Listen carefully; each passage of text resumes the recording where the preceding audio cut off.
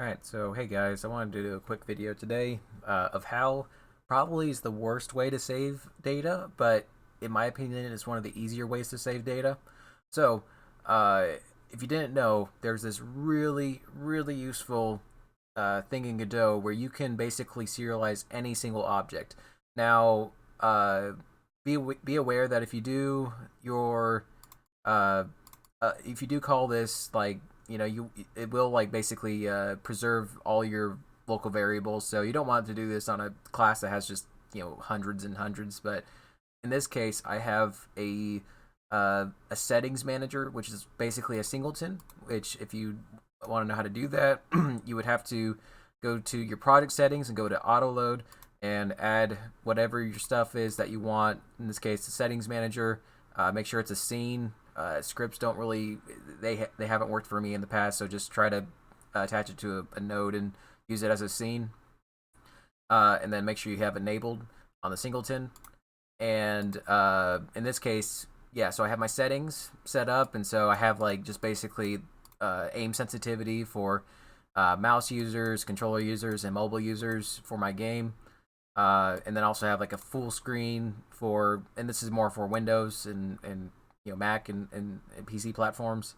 So essentially, what's going on is I have this simple save preferences method and a load preferences method, and so all I'm gonna do is I create a setting. I basically create a string of my settings, which using this var2string method, very useful in Godot.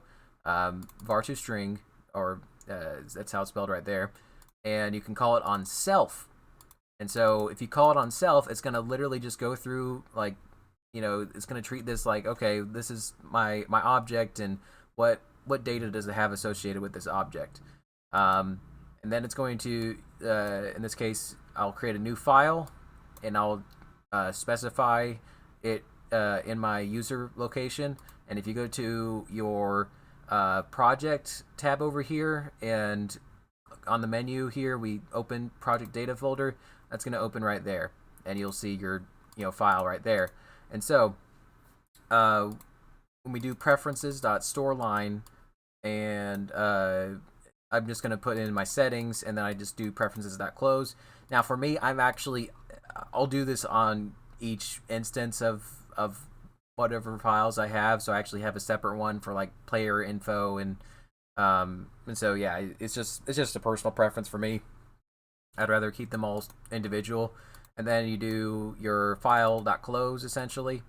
And then on the opposite side, when we load pref, and I'm calling this on ready, and in this case I'm calling this in the UI when I exit the settings menu.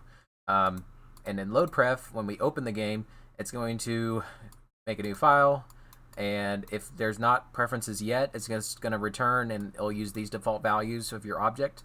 And then but if the file does exist, then it's going to read in that file, and we're going to make data is preferences.getLine, or the file.getLine, and then we can just call a simple string to var of the data, and that's going to give us actually basically an entire node to play with of my settings manager.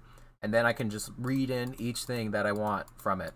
And then in this case I load os.window full screen is equal to settings.full screen, so that like if the player had saved full screen setting, it will automatically make it full screen when it opens up my game. And so yeah, so that's pretty much it for this video. If you have any suggestions, or am I doing this the entirely different, wrong way, and you want to tell me how to do it the right way, please let me know. And hope you have a wonderful day. Thanks.